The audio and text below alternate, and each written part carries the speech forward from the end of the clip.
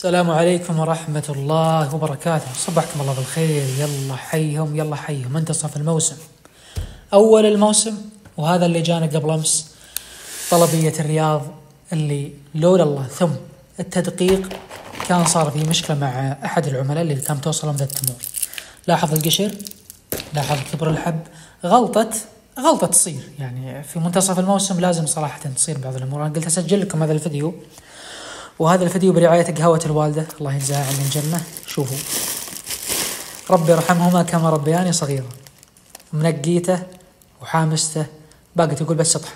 الله يجزاها خير ويرحم والدي ووالديكم. هذا اللي بداية الموسم، هذا ما شاء الله تبارك الله ناهي، ما عاد عقبه شيء ما شاء الله تبارك الله. هذا اللي صار غلط إلى الآن، ما أدري من اللي غلط، بس تصير في نفس الموسم. اللي صار وصلت طلبية الرياض، يوم وصلت قلت أشيك لأنها والله كراتين زي كذا كل 5 مع بعض، وقلت أشيك واحد.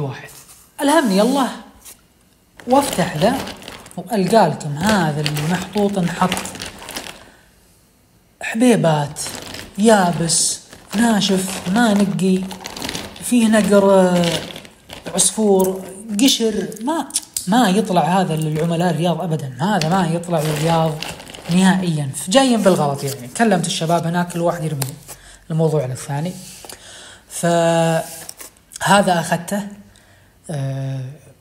ما أدري وش أسوي بصراحة. احتمال لو نقيه شوية طلع اليابس أطحنه يكون سكر حليب، سكر مطحون يعني طبيعي، ولا ممكن أغسله ثم أحط عليه موية شوي وكيسه ويطلع معنا زي المجروش بالضغط الطبيعي بإذن الله تعالى.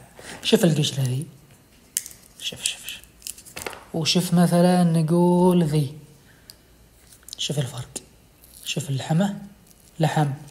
بعدين اسمع، حصى